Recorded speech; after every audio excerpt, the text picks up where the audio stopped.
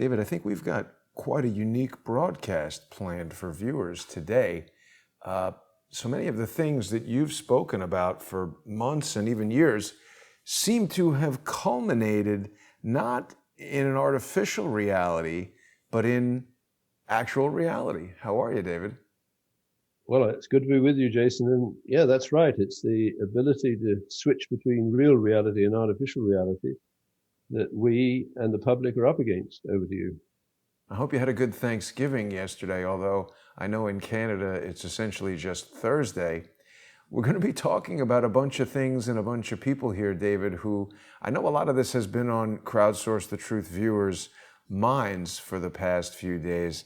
You and I have spoken about it. People have heard about it here elsewhere on other shows I've done on Crowdsource the Truth. But our really detested governor, Andrew Cuomo, has won an Emmy for his efforts in creating television. David, do you realize this is the first time that an active politician, a sitting politician, has ever won an Emmy? Well, I didn't know that, but interestingly, in 2003, it was the Director General of the BBC that won that prize, name of Greg Dyke. So there's interesting connections between politicians and television shows. Over to you. I mean, it's interesting from our standpoint because this is something that we've spoken about. We've spoken about Elmer Davis, and he was a guy who a lot of modern viewers don't know about. He was in The Day the Earth Stood Still, but actually, he was a journalist and also the director of the War Information Office, which was basically the propaganda office for the United States military. So you and I have spoken about this phenomenon of real characters being injected into fake narratives, which is what happened with Elmer Davis when he appeared in the movie The Day the Earth Stood Still. That was a fictional movie. It's interesting that he's a Rhodes Scholar from Queen's College in Oxford. Do you want to fill in our viewers, David, or perhaps people who haven't seen us before, why we're so interested in Rhodes Scholars who went to Oxford? Well, the Rhodes Scholarship Scheme, if that's the right term, was founded on the estate and bequest of Cecil Rhodes, who's a great imperialist, depending on your point of view, I suppose. And his argument in creating that scholarship, that I believe is administered by N.M. Rothschild and Sons, is that his dream, his 200-year dream of recapturing America, it resonates today because are we not witnessing the recapturing of America by forces which most Americans don't really understand? And this year's election, was just an extraordinary experiment in perhaps transferring power out of America to external control. Over to you. But was it a plan, David, merely to control America? I thought it was a 200-year manifesto to control the whole world. Well, absolutely, yes. But of course, America is the crown jewels because, you know, the wealth, the inventiveness, the extraordinary ability of Americans to turn on a dime. You can't have a world government unless you've somehow co-opted the American government, which has proven, at least in this election, extraordinarily easy. Over to you. And certainly if you're Cecil Rhodes, a fine British dude, you might be pissed off that the United States broke off the colonies, became, you know, the most economically and militarily powerful country in the world. But so, I mean, again, this is this kind of through line from pre-World War II to World War II. People like Cecil Rhodes, this 200-year manifesto, the creation of the Rhodes Scholarship. All of us out here in modern America watching YouTube or television or whatever, we think Rhodes Scholars are like smart people who should be president, like in the case of Bill Clinton. We've got senators like Cory Booker. There's so many people who are these Rhodes Scholars.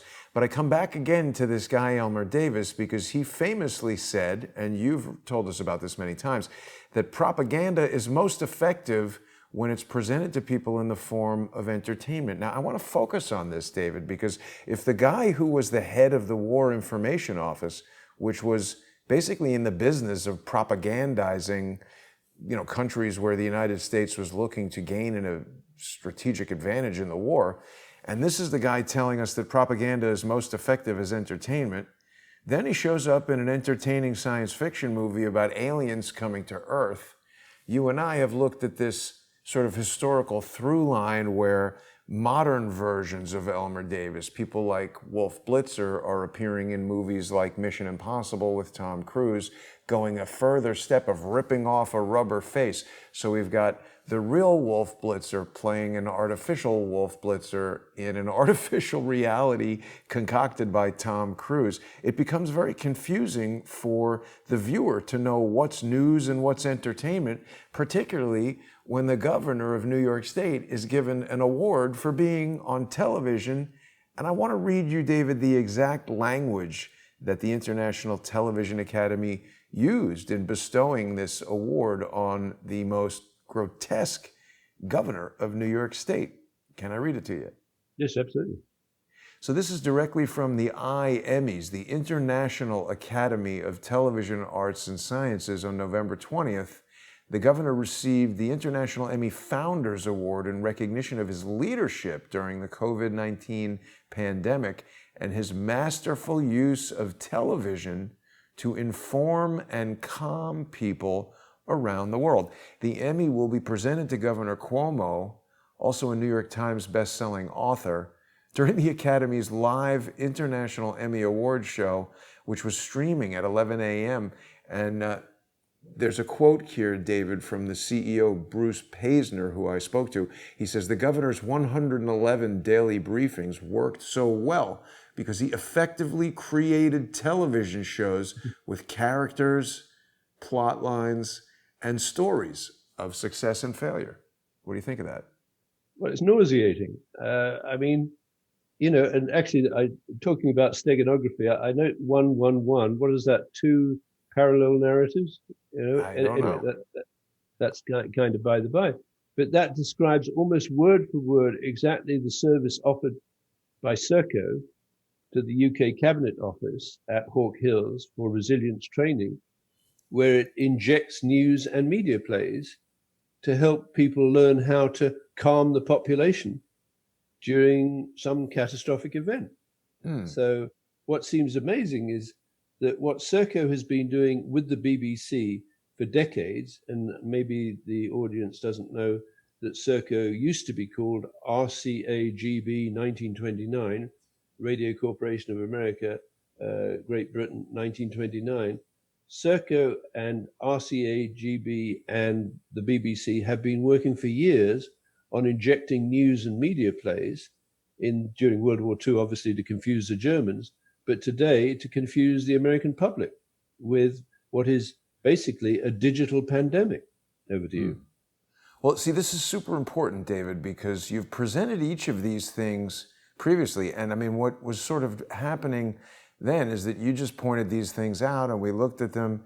And I didn't really have a kind of a context to place these in, but this brochure tells us about how SERCO's gold standard exercise team, they basically develop these programs that include workshop exercises designed to assist with plan development. It includes tabletop exercises to develop teamwork and to validate the plans, full-scale rehearsals of operations or coordination centers at all levels of command, and integration of live exercise play.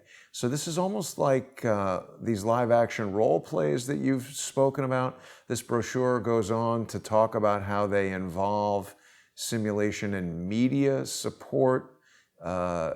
Media play can be added in the form of news injects. So it's very interesting that SERCO, which was RCA, and RCA and the BBC worked together during World War II to inject news to German citizens, right? Tell us a bit about that, David. Yeah, so during World War II, the British Broadcasting Corporation did something very clever with its partner, RCA. It bought two 250 kilowatt transmitters, clipped them together upgraded them and turned it into a 1 megawatt transmitter. And I believe this was the most powerful medium wave radio transmitter in the world at the time. This is World War II. What they would do is they would broadcast news to Germany after the Germans turned off their radio transmitters to avoid them being used as homing beacons for Allied bombing raids. And that required, of course, exquisite timing. And obviously there's some very smart engineers at the BBC, because they were able to do the switch and there would be a click. So while the Germans were actually broadcasting to their own people during or just in advance of a bombing raid, the Germans would switch off their radio transmitter. Aspidistra would be switched in by the BBC and RCA and start broadcasting in flawless German the news to the German people who would not recognize there'd been a switch. And of course, there's parallel right now today with this COVID or the pandemic spread. But the interesting thing is then that gave the Brits the opportunity to tell the Germans, as apparently they did, in conjunction with rumors being spread by agents, that the high command, the German high command, was getting its elite out of the bombing raid, right, to save them. And the BBC would describe exactly where the bombing had happened. But what would be planted in the minds of the Germans is that the elite, the command, the German high command, had escaped the bombing.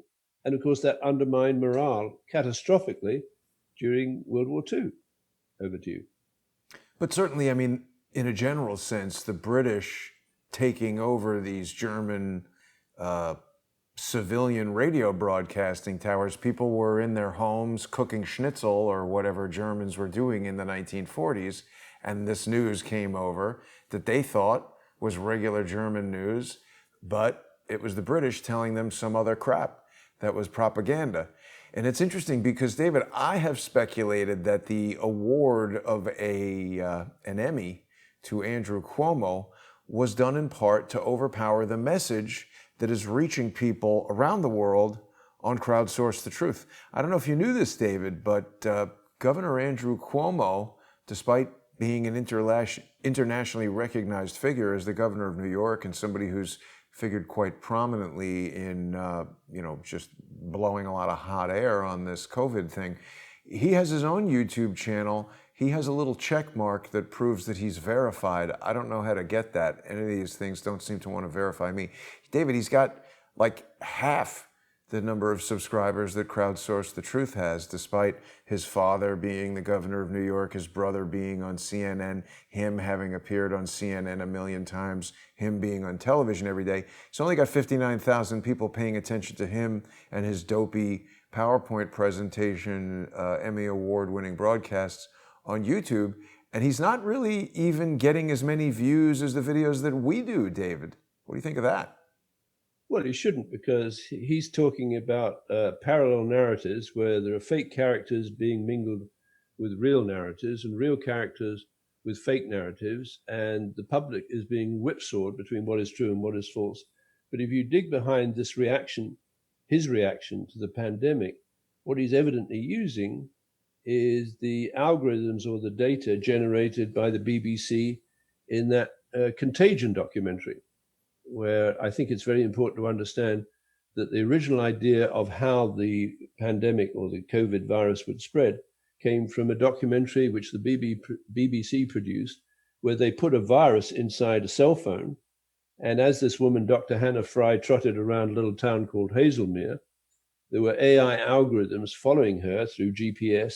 And when she talked with, let's say, someone at the gym club for longer than a minute, less than 6 feet apart, then the virus that was an app inside the cell would jump to the virus of the person she was talking to.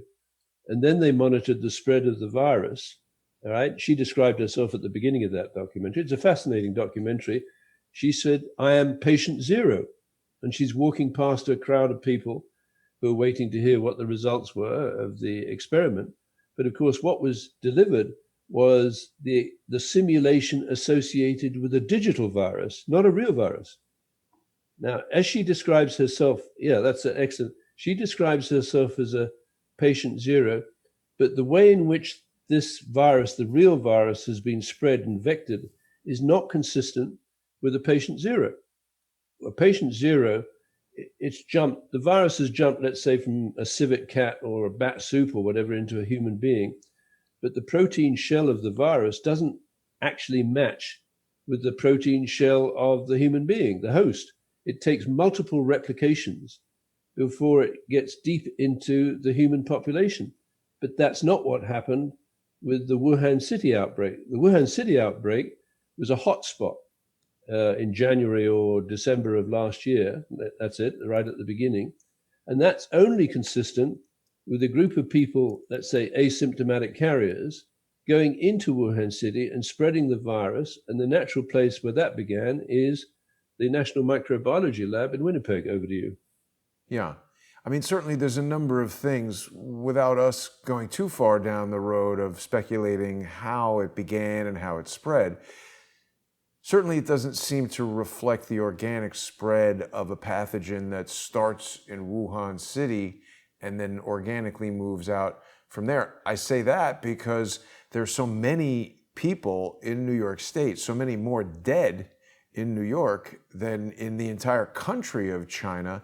It's a lot of people feel it's quite odd for the Emmys to have chosen to award Governor Cuomo for what seems like a terrible performance.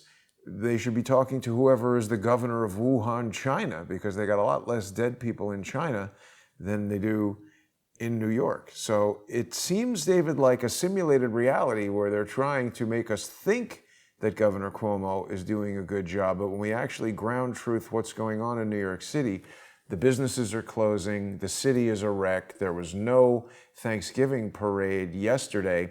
That's the other thing I wanted to talk to you about, David.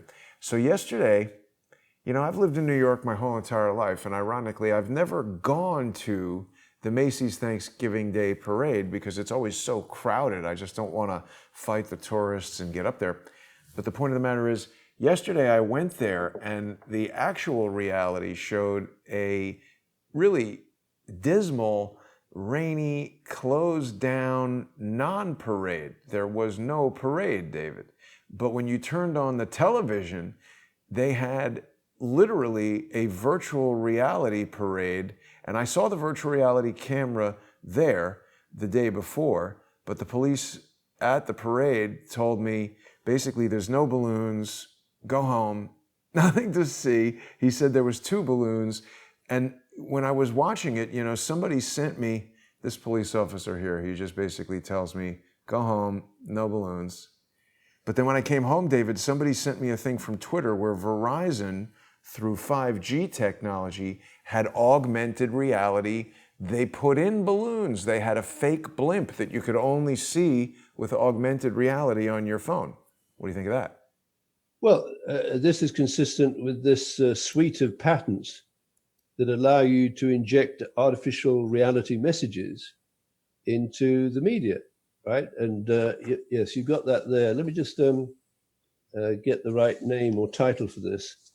A system and method for creating content, such as artificial reality messages at an event, particularly among members on a social network. So what Americans were on Thanksgiving Day, they were victims of a parallel narrative with compromised nodes injecting what they want Americans to believe, when the reality is they've taken away one of the fundamental ceremonies, rituals, or whatever you like to call it, or festivals, celebrating America.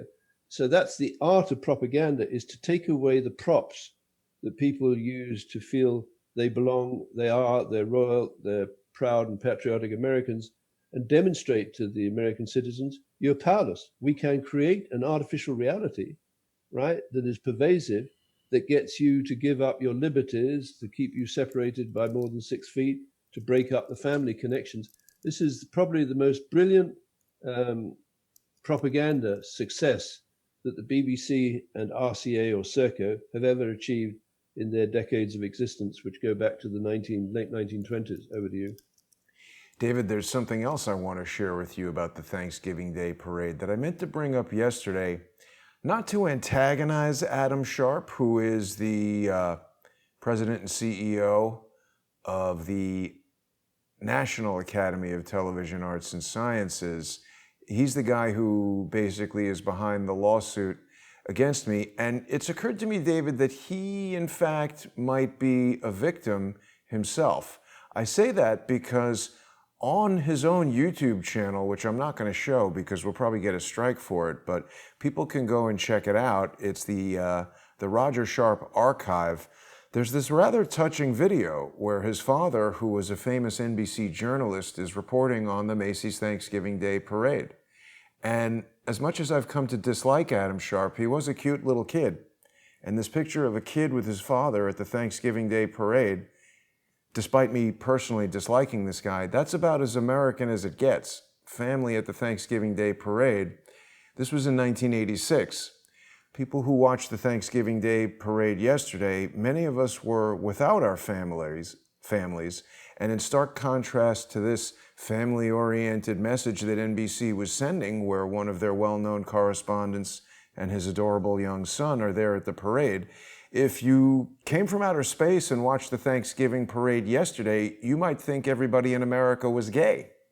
Not that there's any problem with being gay, but it doesn't seem to be a traditional family presentation on television. It's vastly different than what you would have seen on television in the 1950s or the 1980s. A lot of people might think that's much better, but it's definitely a shift, David. What do you think of that? Well, it's horrendous. You see the extent to which the American mind, isn't there some phrase by an ex-CIA guy that we will know we have succeeded when everything American believes is false? There is a saying like that.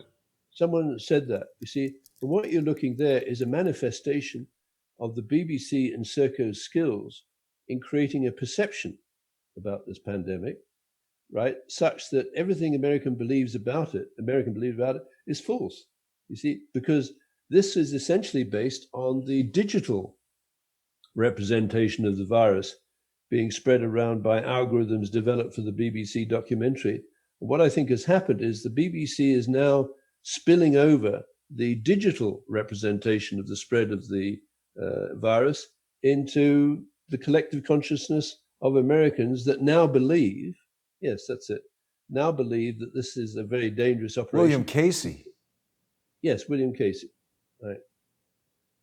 Well, there we are. He's succeeded, or they've succeeded. I think he became the CIA director right after H.W. Bush. Right. So the art of propaganda, maybe we could just flip to the outside of the BBC building, because I think we've now got a thread for our listeners that may help them get their heads around what was going on in World War II. So you and I visited the broadcasting house just across the road from the Langham Hotel, and there's another story associated with that. And what I focused on, because historically we've looked at the image of the bearded man behind the naked boy, which is very suggestive and very disgusting, I think, in my mind, right? And then going about, and they're standing, I believe, just stay down. But don't we want this?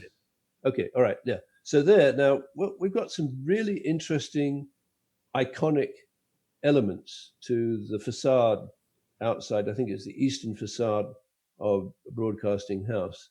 It says my internet connection is unstable. Have I still got you? Oh, okay. You're still here. Okay. All right. So we've got the clock, and essentially SERCO, as operator of the National Physical Laboratory, has power or control of the most accurate clock in the world, which is the cesium fountain clock at the MPL.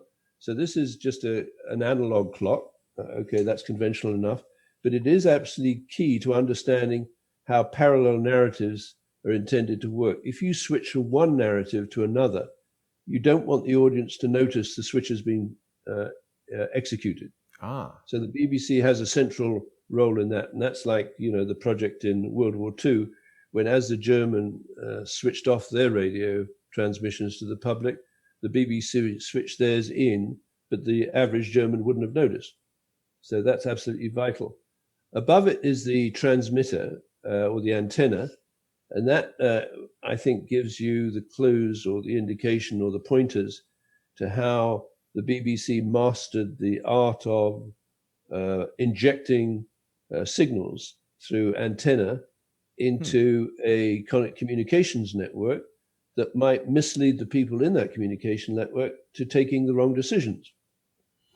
So, for example, in World War II, there's the famous story of the 30,000 members of the German military being switched from Sicily into Greece because they believed that's where the invasion would be.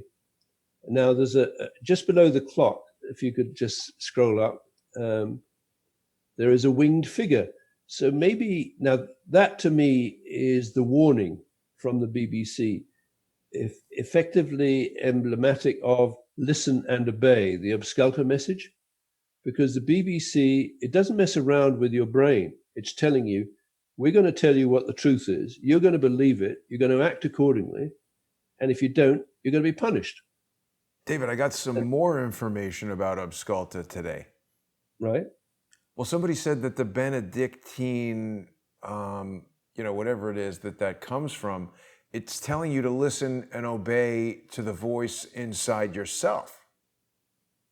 But perhaps just having the word Absculta does away with the part about the voice inside yourself. They want to maybe replace the voice inside yourself and have you listen and obey only to the BBC. But I thought that was interesting that somebody had some more information about Absculta. Here's another angle on that clock, David.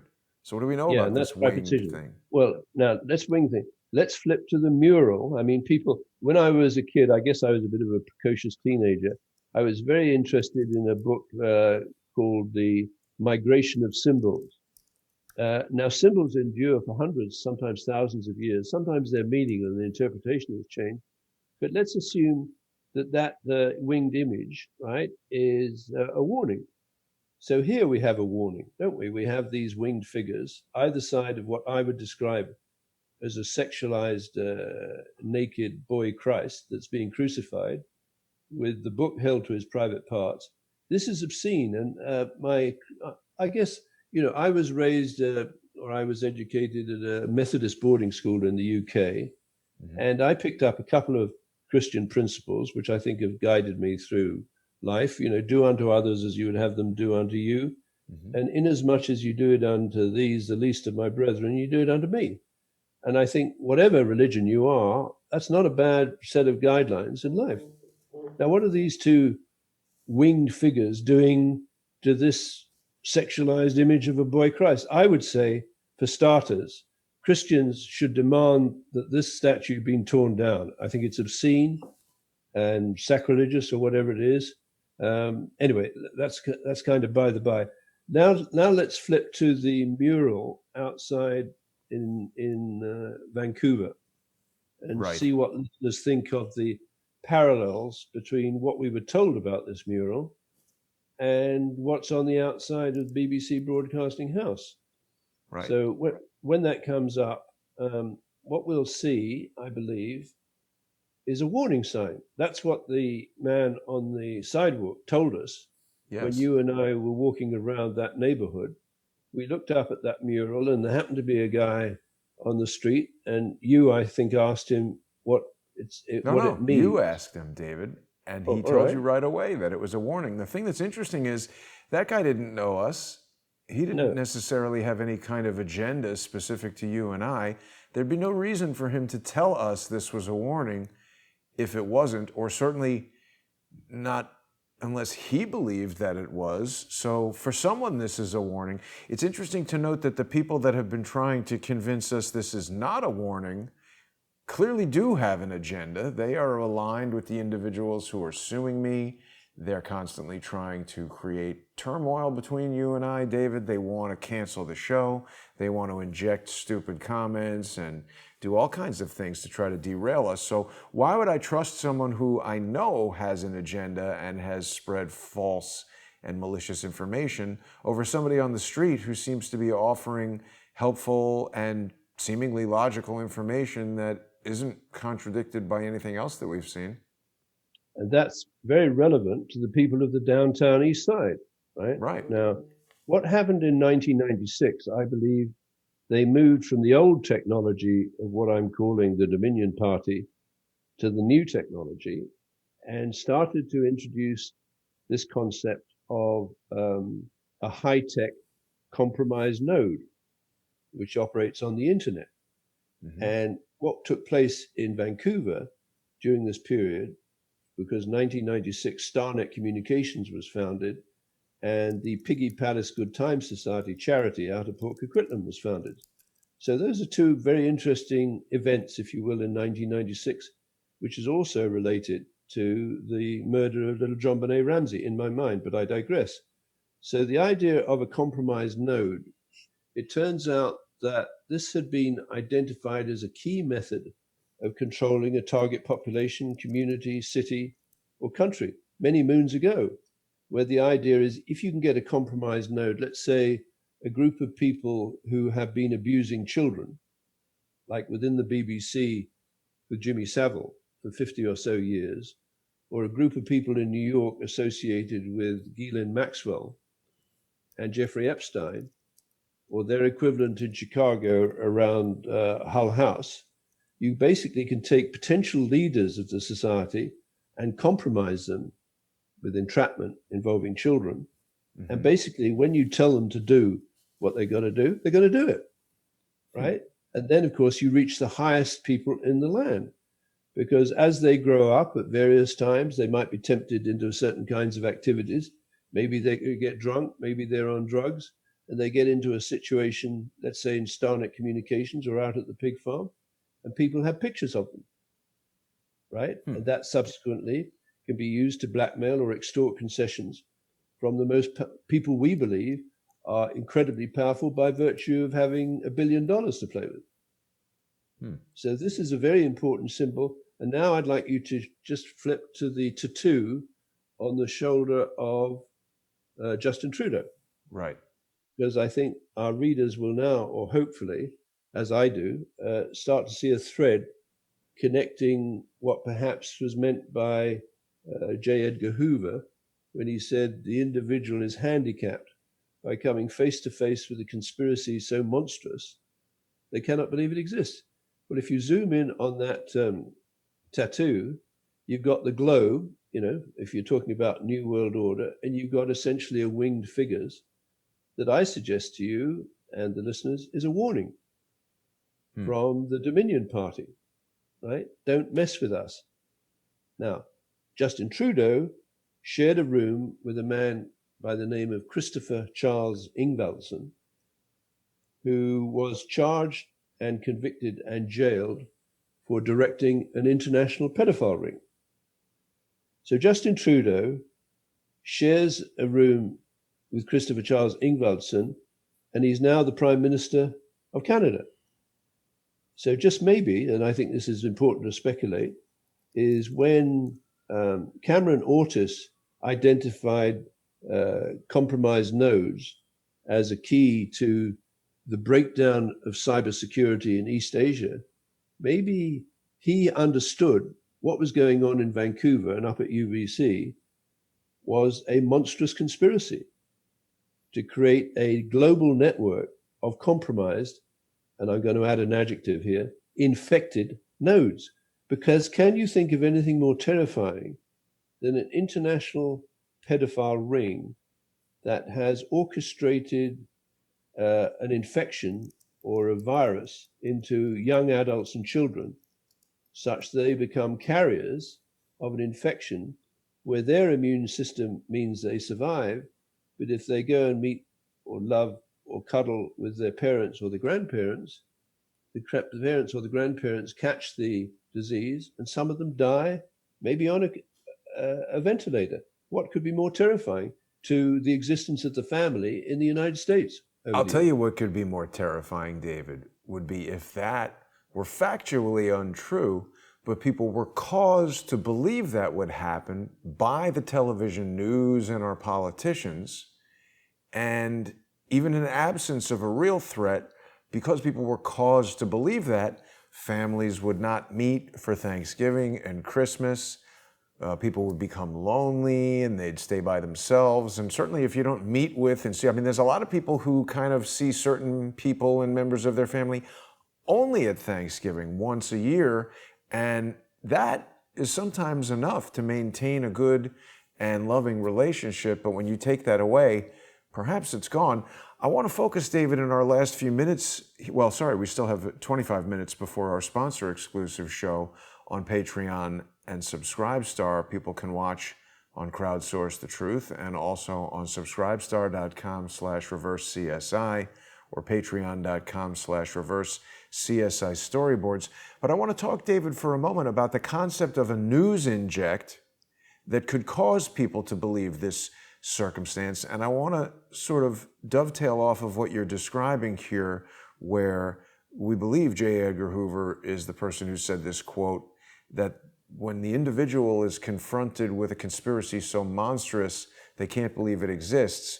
We've asked the question, is Roger Sharp part of this program that was declassified at the Church Committee hearings by William Colby, where he admitted that the CIA paid journalists and had some mechanism of controlling and influencing journalists? We don't know if Roger Sharp was one of those journalists, but you've spoken about this concept of a compromised node, and someone who's a young journalist in 1963, I think society was generally, let's say, more naive in 1963.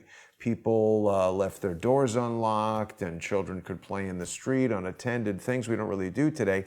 It's possible that an honest journalist in 1963 could be approached by someone who wants him to become a compromised node and slowly walks him into a program where, he's giving out news that he thinks is true, but then he learns he's part of something.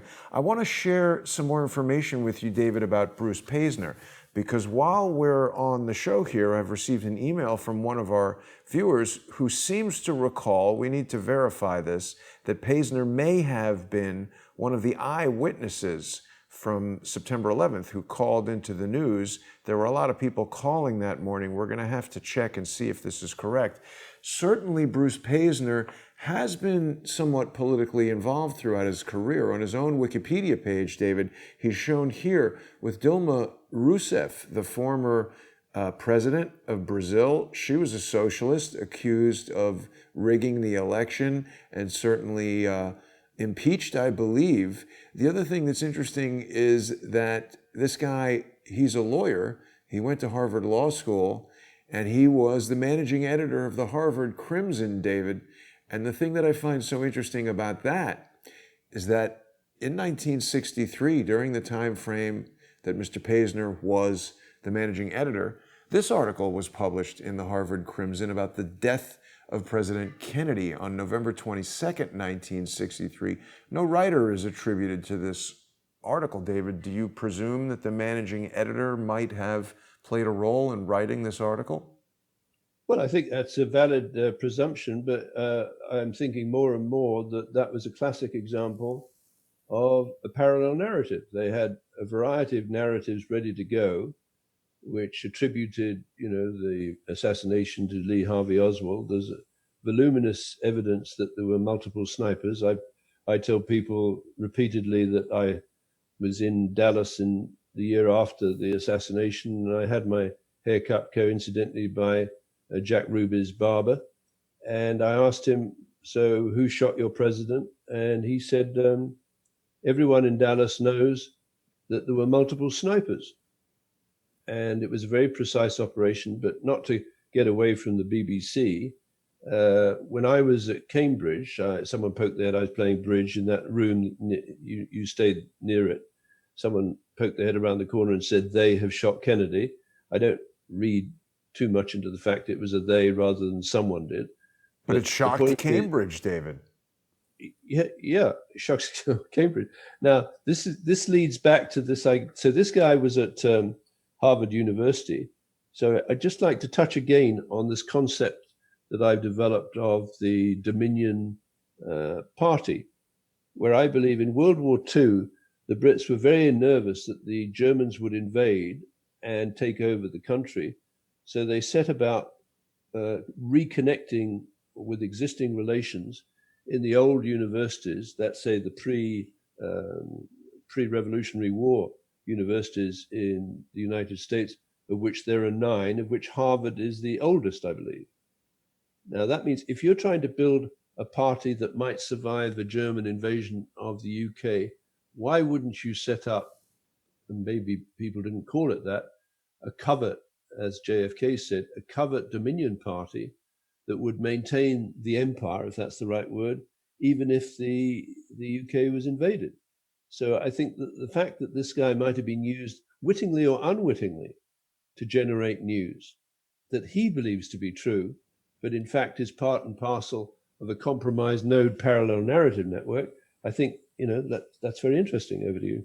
Well, the other thing that's interesting about it, David, is that if people look for this Harvard Crimson story and read it, it's interesting because when we look at on the Roger Sharp archive, we look at Roger Sharp's first reports from the Dallas police station. He's nervous. He's reading from his notepad. What he says is extremely factual, and it's limited because he had limited information, and he's just saying the president has been shot. Lee Harvey Oswald is charged with shooting the president and one other guy. These are facts. Whether Oswald did kill the president or not, he had been shot, and reading that out factually is quite a bit different than what we see here. This reads very much like a story. Pooney told a friend he had just sent someone to buy 2 flags for the castle. A girl sobbed hysterically in the front lobby. I mean, these are events that are sort of peripheral with regard to the president being shot. And it ends with him telling the reader that a small boy stopped a reporter to ask if we would get another president. Well, who's the reporter? Is it the reporter who wrote this article? I mean, that's a story, and it features a small boy, just in the way that I saw a story of a small boy and his father attending the Thanksgiving Day parade. Even if we speculate that that small boy could be a scumbag as an adult, he's cute as a little kid, and the idea of a young boy with his father celebrating Thanksgiving, it creates an image in a person's mind that is, for most people, calming and pleasant and nice. It's a story, right? Yeah. And so back to SERCO's news inject and media plays experience, it's absolutely vital when you want to lead the audience away from what really happened at the crime scene, let's say multiple snipers, that you start to inject your alternative narrative that is sufficiently plausible for the American audience to bite into and go off at a tangent away from what really happened. And the world's leading authority on that, and I'm afraid now a company that has been effectively spun off from that conspiracy, the experts on it are SERCO, which was RCA, and the BBC. And what SERCO has done over the last couple of decades, it's managed to get control of the American US Patent Office and transfer surveillance and tracking technology to the Chinese conglomerate Huawei. And on 911 and the years before, Huawei had actually managed to hack into the Nortel networks and was controlling, I would suggest, the prisoner tracking system in the United States during 911. And these prisoners were being deployed through artificial intelligence, in which I'm an authority, to go to certain parts of the crime scene with a task. They wouldn't have known the entire conspiracy, but they might have gone in, for example, to report on what they saw and inject Wait a minute, that. David, sorry. There's something very important in this abstract that we've sort of ignored. It's always important for us to go back and review these abstracts of patents that are so persistent in our investigation here, but it says a system and method. This is Lemelson's prisoner tracking system, a system and method for tracking, monitoring, and learning prisoner or parolee behavior. This learning, David, they're doing this to all of us. We've spoken how the internet seems to know what we're thinking and what we're going to do. They want to learn about our behavior. Absolutely, and we are becoming prisoners of in my opinion, the Dominion Party, right? And notice now they talk about expert systems, i.e. including but not limited to fuzzy logic, reinforcement learning, neural networks, artificial intelligence, algorithms in which I'm an expert. I've actually built systems that provide ground truthing. And it's important to notice that when I went to that International Joint Conference on Artificial Intelligence in 1981 up at UBC, one of the papers was about tracking characters and understanding narratives. What I didn't pick up then, but now I understand, you can reverse that and you can track narratives and you can create characters to fit. So you develop a narrative about JFK's assassination or the spread of the virus, and then you identify the characters that need to be bribed, rewarded with an Emmy or whatever to fit the fake narrative that you hope will be accepted by the American public. And that's what you're facing today. Over to you. Well, that's also why they're so adamant to try to shut down Crowdsource the Truth and try to put out this counter message that says somehow what I'm saying is false and what they're saying is true. It's a total lie. It's important, David, for people who want to hear more about this to join us. In just about 15 minutes, we're going to be starting our sponsor exclusive show on subscribestar.com/reversecsi, patreon.com/reversecsi storyboards, and subscribestar.com or patreon.com/crowdsource the truth. David, this sponsorship method, it's another reason why I believe the academies of television don't like what's happening here. Because when you look into the history of how the Television Academy began, it wasn't that long ago. I mean, it was within your lifetime, David. Certainly it was within my father's lifetime. It's one lifetime that we're talking about, that this thing went from literally a club of friends meeting at the, I think the Los Angeles Athletic Club, basically having a dinner party and handing out a few awards to industry participants. It's now become this mega $1 million TV event that involves politicians and famous people, and it's known throughout the world, and it's of great value. Somebody was telling me that one of the stars of The Sopranos was earning like $30,000 an episode, and after he won an Emmy, he demanded, I think, close to $1 million an episode and got it. So winning an Emmy, certainly if you're on television, it's a reward. It does do things for you. And I think what these groups see when they look at Crowdsource the Truth, they recognize that there's something in play right now, David, that the BBC and SERCO and the Nazis could have never imagined during World War II, which is that you and I now have the ability to broadcast to potentially as many people as the BBC if we're allowed to organically grow and this message can spread. Right. So if I could just take the next few minutes to talk about the way in which SERCO and the BBC allowed the technology of the US Patent and Trademark Office to leak into Huawei's operation and explain, this is my theory, why it was so important for them to remove Donald Trump in this election through those Dominion voting machines that were programmed.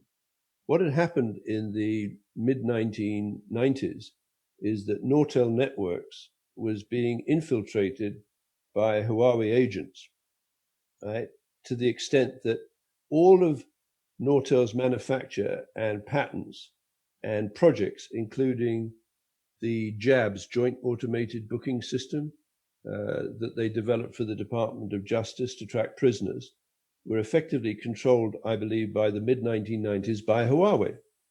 Now, of course, that gives Huawei an enormously potential weapon to point at the survival of the Republic, because now they start to get to book, let's say, prisoners through that three strikes process into crime scenes and back into jail with a nearly perfect alibi.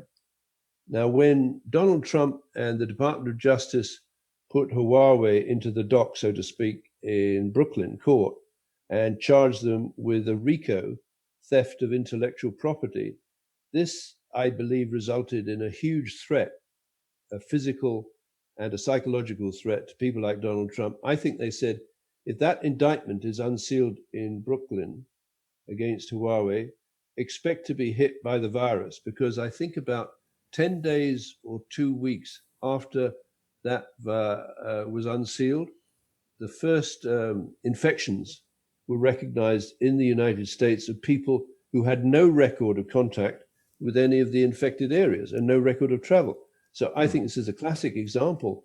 They carried, somehow or other, they carried the virus into the United States and started using asymptomatic carriers from compromised networks to develop this theory that the Americans didn't know how to handle the virus, largely because, that's what they said, is because Donald Trump didn't take it seriously. So he was set up.